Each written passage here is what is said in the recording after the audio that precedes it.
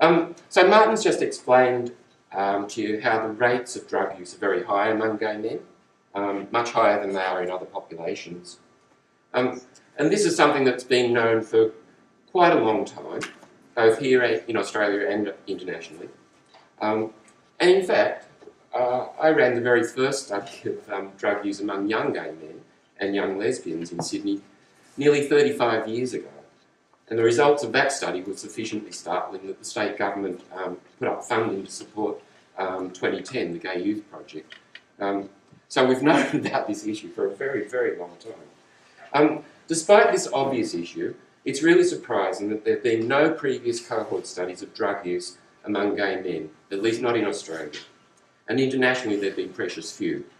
And there's none currently, or indeed for quite a few years. And given the current attention in the media to the issue of ICE among gay men, the lack of that kind of research is really a serious problem. Without it, we've had no information about rates of initiation or the factors that predict initiation, and limited information about the consequences of drug use and changes in the patterns of use.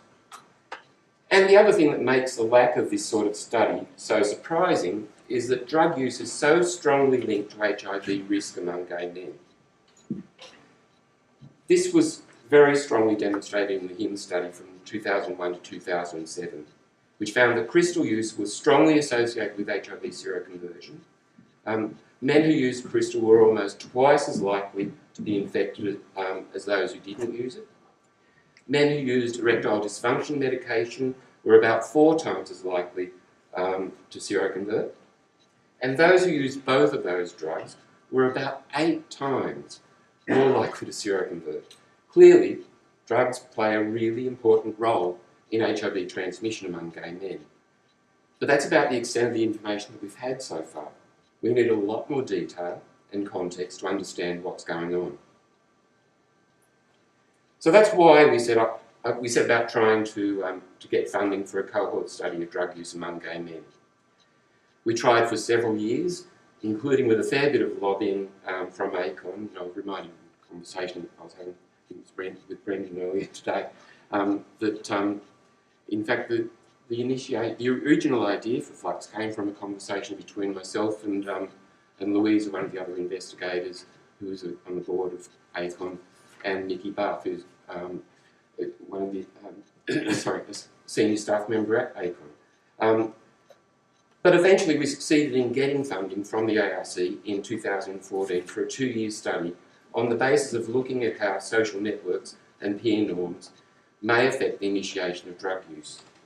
The funding was pretty limited, but Mo is about to tell you about how successful we've been at making use of those funds, due in large part to his own innovations, I've got to say, but I'll leave him to tell you the details. As for the future, this study can provide us with far more than what it was funded to achieve, including the kinds of things we wanted to have this study for in the first place. Right now, the funding is very limited, and with the infrastructure that Mo's created, we can manage the study until 2018. But we have several applications in that will allow us to expand and extend the study. I think by the end of the day, you'll see why that would be a really useful outcome. But for now, I think it's time that we heard from Mo and let him tell you about the remarkable study that we've created.